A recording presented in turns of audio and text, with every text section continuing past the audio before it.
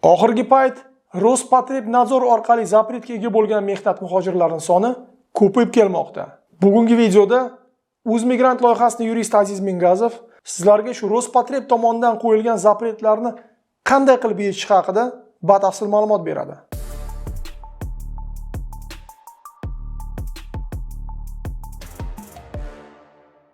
Assalomu alaykum hurmatli vatandoshlar.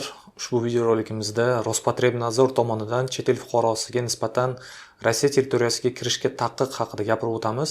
Rospotrebnadzor bu shu aholini sanitariya epidemiologik farovonligini takomillashtirish uchun qaratilgan idoralardan biri. Ushbu idora tomonidan Rossiya territoriyasiga kirishga taqiq zapretna vyezd asosan ushbu chet el fuqarolarida yuqumli kasalliklar aniqlanganda qo'yiladi. Hammamiz bilamiz, patent, IRP, VNJ rasmiylashtirishda chet el fuqarosi medko'rikdan o'tishi shart. Ushbu medko'rik doirasida shu VICH, tuberkulyoz va boshqa yuqumli kasalliklarga siz tekshiruvdan o'tasiz. Agarda ushbu tekshiruvlar doirasida sizda ushbu kasalliklardan biror biri aniqlansa, sizga nisbatan Rospotrebnadzor tomonidan нежелательность пребывания degan qaror chiqariladi va ushbu qaror asosida siz Rossiya territoriyasiga umrbod bessrочный zapretga ega bo'lasiz.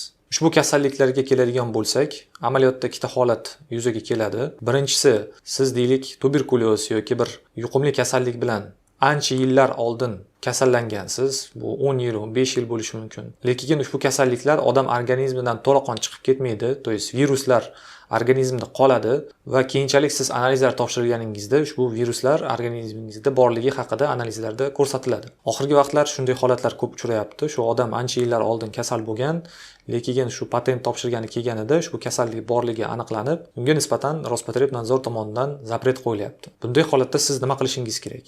Agarda shunday kasallik sizda aniqlansa, Rospotrebnadzor tomonidan sizga уведомление beriladi. Siz Rossiya territoriyasidan ma'lum bir muddatgacha chiqib ketishingiz kerakligi haqida. Bu holatda siz yo Rossiya territoriyasidan chiqib ketishingiz kerak va o'zingiz yashaydigan hududga borib davolanishingiz kerak, yoki shu Rossiya territoriyasida turib davolanishingiz ham mumkin. Davolanganingizdan keyin Rospotrebnadzorga shu davolanganligingiz bo'yicha tasdiqlovchi spravkalarni taqdim etib, shu qabul qilingan qarorni to'xtatib turish haqida murojaat qilishingiz kerak bo'ladi.